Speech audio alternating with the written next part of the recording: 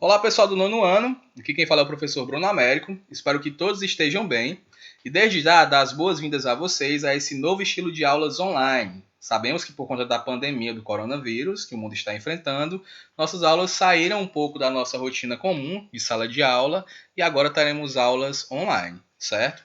Então toda sexta-feira nós teremos nossa aula de inglês, ok?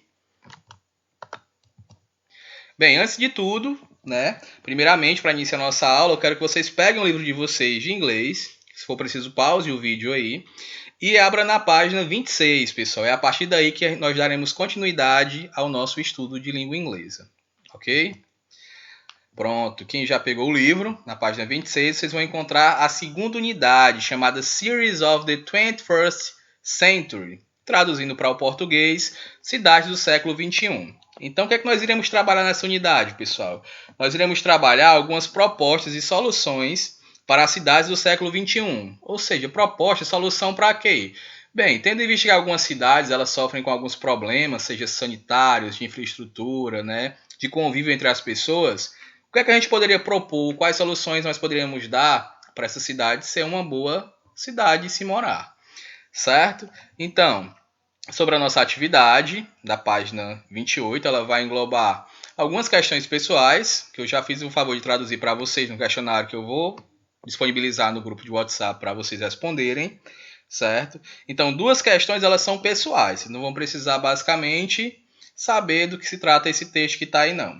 Mas 4 perguntas desse texto aí, chamado The City We Need 2.0, que seria a cidade que nós precisamos 2.0, vocês vão precisar responder com base nesse textozinho aí que se encontra na página 28, pessoal.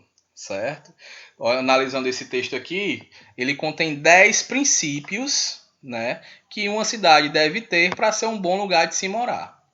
Beleza, galera? Então, 4 questões são sobre esse texto aqui. Aí muitos de vocês podem começar a se perguntar, professor, como é que eu vou responder essas perguntas se o texto ele está todo em inglês? Não é isso? Para isso, pessoal, vocês vão precisar usar algumas estratégias de leitura para conseguir tirar informações desse texto aí. Quais são as estratégias de leitura? O skimming, o scanning, os cognatos e o conhecimento prévio de vocês. Com essas 4 coisinhas que eu vou explicar rapidamente aqui, vocês conseguirão responder essas 4 perguntas sobre o texto. Beleza? Vamos iniciar pelo skimming. O que é o skimming? É uma leitura superficial. É aquela leitura que você não precisa, basicamente, entender todo o texto. Você vai analisar o que chama a atenção nesse texto. Ele tem imagem, ele tem alguma coisa que está destacado em negrito, ele tem alguma letra maior do que outra, né? Para você começar a ter uma noção sobre o que esse texto está falando, né? Skimming ao pé da letra, pessoal, seria tirar a nata do leite, né? Então, como é que a nata fica por onde? No leite? Ela fica por cima. Então, vocês vão fazer um skimming, vocês vão ter uma ideia superficial do que esse texto está falando, uma ideia por cima, tá certo? Primeira coisa que vocês vão fazer é isso. Segunda coisa, vocês vão fazer o scanning. O que é o scanning? Busca de informações aleatoriamente. O exemplo aqui, por exemplo, um dicionário.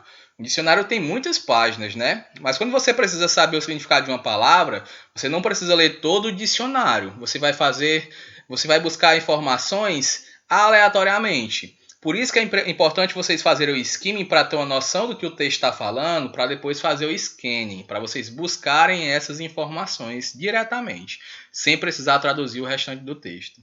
Certo? E agora vamos para os cognatos, pessoal. Cognatos são aquelas palavras que têm a escrita igual ou parecida com o português. Bem, no nosso texto aí, vocês vão se deparar aí com essas 3 palavrinhas aí, né? Muitos de vocês, ao se deparar com elas, obviamente vão notar alguma semelhança com alguma palavra que vocês já conhecem. Não é isso? Por quê? Porque são palavras cognatas. A grande maioria delas deriva-se do latim ou da língua grega, por exemplo, e ela tem a mesma base do português. Então elas se parecem muito, inclusive no seu significado e na sua escrita, certo, pessoal? Então esses são os cognatos. Vocês vão encontrar e vão de cara, essa palavra aqui eu sei o que ela significa. Por quê? Ela se parece com uma palavra em português, então dá-se o nome de palavras cognatas. E a última coisa aí é o conhecimento prévio de vocês, pessoal. Por exemplo, no texto, vocês vão encontrar 2 palavrinhas que vão trabalhar esse conhecimento prévio. Need e city. Elas se repetem muito no texto. Eu acho que todo o princípio que vocês vão ver lá dos 10 vai ter need ou vai ter city. Vai ter os dois, no caso, na verdade, né? Então, conhecimento prévio é tudo que você sabe sobre tudo. Need. Need, por exemplo. O que é need? Eu já ouvi falar isso em algum lugar. Tem um jogo muito famoso de carro aí, como vocês estão percebendo na imagem, chamado Need for Speed, que é necessitar, é precisar de correr, é precisar de velocidade, certo? Speed. Então, need, pessoal, é uma palavra que você já ouviu falar em algum lugar. Muitos de vocês sabem o significado dessa palavra. Então, é uma palavra que faz parte do conhecimento prévio de vocês. Vocês já sabem ela. City, por exemplo, eu dei para exemplificar um time muito famoso chamado Manchester City, que traduzindo é a cidade de Manchester, né?